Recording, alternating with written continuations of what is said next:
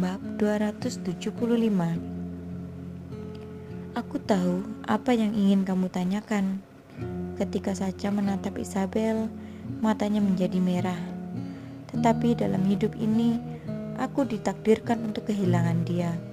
Isabel, kakak memohon padamu, hiduplah dengan baik, gantikan aku, dan rawat dia. Isabel menatap kosong ke arah Sacha, menatap mata Sacha yang memohon dan mengangguk tak terkendali. Pertama kali saya bertemu dengannya adalah ketika saya berusia 15 tahun. Tahun itu dia sangat bersemangat dan juga tampan. Kami jatuh cinta pada pandangan pertama, dan dia memperlakukan saya dengan hati-hati, dan saya diam-diam tersenyum padanya. Namun tidak butuh waktu lama sebelum saya bertemu dengannya, tuan muda dari keluargamu, yaitu Vincent. Pada pandangan pertama, Vincent ia menatapku, dan dia dengan jelas mengatakan kepada saya bahwa saya akan menjadi miliknya, tepatnya sebagai istri. Pada saat ini, saya tak tahu bahwa keluarga Yun dan keluargamu memiliki kontrak pernikahan. Generasi satu dari keluarga Yun akan menikahi keluargamu. Saya bertempur, tetapi saya kalah. Karena saya melihat dengan mata kepala saya sendiri heksagram yang ditinggalkan oleh nenek moyang keluarga Yun ratusan tahun yang lalu. Pada generasi 1111, 2 anak perempuan dilahirkan, dan 2 jiwa dalam satu masa kehidupan sulit untuk membayar hutang. Dulu saya merasa samar-samar bahwa saya harus memiliki saudara perempuan. Pikiran itu telah melekat dalam pikiran saya, dan setelah saya melihat heksagram ini, saya menjadi lebih yakin akan hal itu. Saya sering memiliki jantung berdebar dengan tidak dapat dijelaskan. Saya selalu dapat merasakan emosi orang lain. Itu adalah semacam keputusasaan terhadap emosi yang ekstrim. Jadi saya tahu, saya sangat yakin bahwa kamu benar-benar ada di dunia ini. Sacha melirik Isabel. Mungkin kamu akan mengatakan aku bodoh dan mengatakan aku lemah. Aku benar-benar tidak punya alasan untuk membantah. Namun, sebagai keluarga Yun, bagaimana saya bisa mengabaikan kehidupan kematian keluarga Yun? Kekuatan ada di tangan keluargamu. Keluarga Yun sama sekali bukan lawan. Jika saya meninggalkan leluhur keluarga Yun dan tinggal bersama Stanley, lalu tidak peduli apakah itu rumah Yun atau keluarga Jiang, akan berdampak pada hal buruk. Isabel, kamu sudah menghubungi keluarga margamu. Saya percaya kamu akan mengerti arti dari kalimat ini. Sacha berkata di sini. Alisnya telah pulih kembali dengan perasaan jernih, dan ketegasan matanya bahkan lebih jelas terlihat seperti Isabel. Saya menghabiskan 2 tahun memikirkan semua keuntungan dan kerugian, dan saya menemukan betapa mengerikan konsekuensinya jika saya hanya fokus mengejar cinta saya. Saya tidak mampu berjudi, saya tidak mampu kehilangan orang yang kucintai. Saya hanya bisa berkorban untuk kehilangan dirinya. Lindungi keluarga Yun dan lindungi diri kamu sendiri. Sacha menghela nafas, dan ketegasan di alisnya berangsur-angsur digantikan dengan mengelus. Aku hanya meminta Tuhan untuk membiarkan aku meninggalkan dunia ini nanti dan membiarkan aku hidup di hari nanti. Dengan cara ini, biarkan saya memikul semua tanggung jawab dan melepaskanmu. Keluarga Yun telah mengorbankan 1 anak perempuan dan tidak dapat mengorbankan anak yang kedua. Pada waktu itu, aku tahu bahwa masih ada kamu di dunia ini, tetapi kamu tidak pernah menyebutnya kepada keluarga, karena aku tahu begitu kamu kembali, kamu akan memikul misi dan tanggung jawab keluarga seperti aku. Terlalu kejam bagiku. Sekarang setelah aku memutuskan untuk menyerahkan kebahagiaanku, aku akan menjaga kebebasanmu sepenuhnya. Sacha memandang Isabel dengan kasihan. Kamu adalah adikku. Bagaimana aku bisa rela membiarkanmu memikul tanggung jawab berat ini? Sayangnya, aku telah berjuang berulang-ulang, dan aku masih belum bertarung demi Tuhan. 21 tahun telah menjadi kesimpulanku. Isabel, maaf, telah menjadi kakak yang tidak baik untukmu. Jika kakak hidup 2 tahun lagi, kakak tidak akan membiarkanmu menderita seperti ini, dan semua akan baik-baik saja. Sacha menatap Isabel dengan nada meminta maaf. Hati Isabel terkejut. Dari kecil sampai besar ia tidak pernah merasa kehilangan seperti ini. Bahkan jika dia tertawa, dia hanya menyimpan penderitaan secara diam-diam.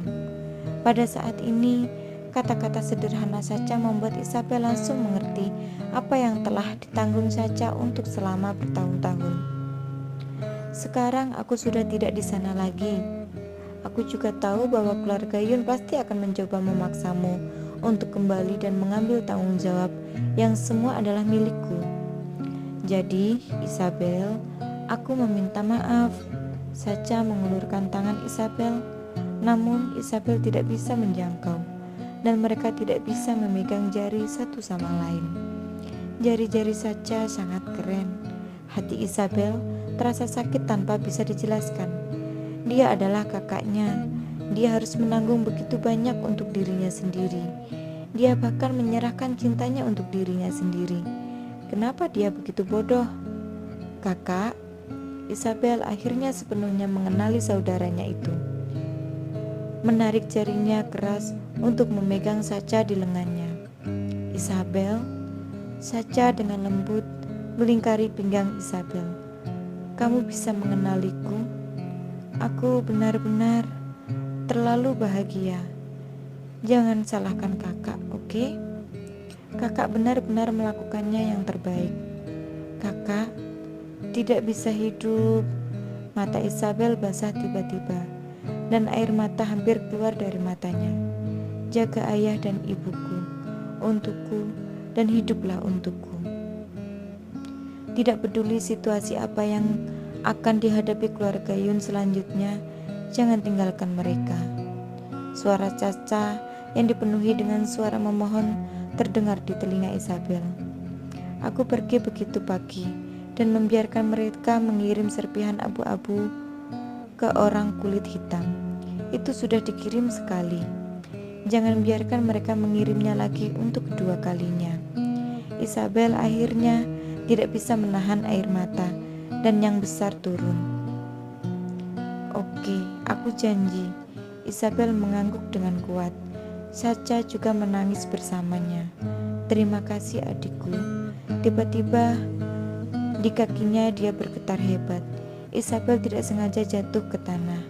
Waktu hampir habis dan ilusi akan segera tiba. Indrawati berkata dengan cemas di sampingnya. Buatlah cerita yang panjang menjadi pendek, Sacha. Sacha menolak untuk menghapus air matanya dan berkata kepada Isabel, Isabel, kita kehabisan waktu. Masih banyak yang harus kubicarakan, namun akan kupersingkat. Dengarkan aku baik-baik. 1111 adalah nomor bencana untuk keluarga Yun. Jadi, untuk anak yang lahir pada generasi 1111, pasti ada seseorang yang lahir dengan gaya hidup yang merusak. Jelas, orang itu adalah kamu. Jadi, pada generasi kamu dan saya, keluarga Yun akan menghadapi ujian yang paling berat. Mungkin perlu untuk sepenuhnya mundur dari panggung sejarah dan benar-benar menghilang dari dunia ini. Namun, ada tindak lanjut dari heksagram ini, yaitu keluarga Yun akan dilahirkan kembali pada anaknya generasi 1111.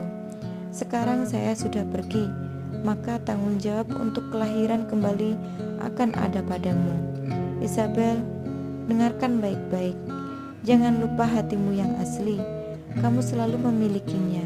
Masa depan keluarga Yun ada di tanganmu. Jangan tertipu, jangan bingung. Semuanya mengikuti hatimu. Tahun ini adalah titik balik bagi keluarga Yun pada tahun lalu. Sengit dan sengit berkumpul bersama. Keluarga Yun takut hal ini berakhir. Isabel, misi untuk menghidupkan kembali keluarga Yun adalah di pundakmu. Semakin cepat Yun berkata, semakin lingkungan sekitarnya itu juga menjadi semakin tidak stabil. Seolah-olah kekosongan akan pecah kapan saja.